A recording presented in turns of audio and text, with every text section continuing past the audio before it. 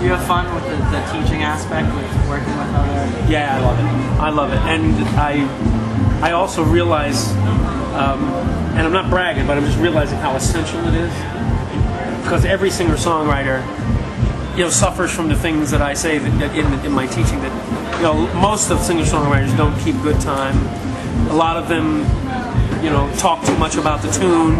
A lot of them don't, they don't serve the audience. It needs to be more of a performance, and I think that's what's essential to what I bring to this thing, and I know I provide a service. Definitely. Going into that a little bit, you're someone who's not afraid to use humor in your performances. What kind of role do you think humor and comedy plays with music? What do you think the relationship is? It's symbiotic. I mean, they're generally inseparable. I mean, there's not many places where you hear music that you're not hearing some humor, if not in the music somewhere.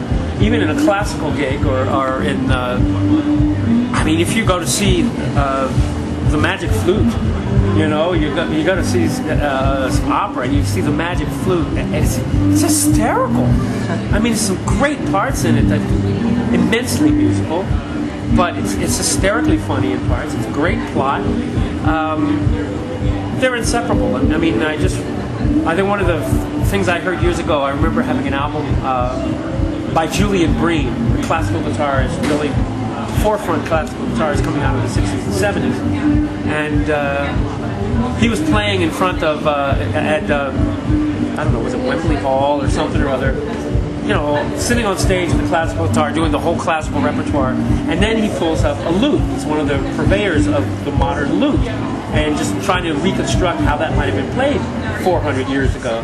And he said, this is a song about the lover of this lady who lived down the road, blah, blah, blah. And then there's a pause. He says, not that any of you care. And the crowd breaks up. And he launches into this beautiful tune, It's like... So I said to myself, if a guy in classical music in front of a room full of English classical guitar aficionados can pull that off and be also to be consummate on the instrument, another one that was like that, I'm really rattling on now. I hope that's all right. That's what we're here for. Dizzy Gillespie was noted for being hysterically funny in and out and between what he was doing, and also for being consummate in his genre of music. I mean, but Dizzy was hysterically funny. Just along those same lines, you spent a lot of time with George Carlin. Year and a half. Being able to tour with him and spend time with him. Year and a half with Puffs. I'm sure that was an enlightening experience. It really was, man. To look at his butt, that's what I call it when you're watching from backstage. Look at his hip and look at his butt for the many nights that I did was a real experience. I mean, opening for him, first of all, I had to develop the hottest 33 minutes in folk music. Do I still have a fork in my head? Yeah. I want people to know that I have the fork in my head because I don't want to throw out plastic stuff. I'm trying to make sure, I had this fork for like a day and a half now. I just want to keep recycling shit, I don't want to throw anything out. So that's why I see the cameraman's going like, why's he got a fork in his hand? Anyway, I feel like that was great. That was a great experience being in front of George for my music, but also watching a great comedian work night after night.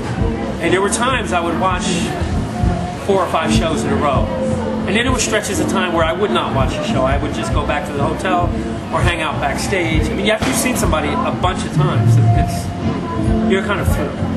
And then I'd go back to see how his show had metamorphed and see where it was headed.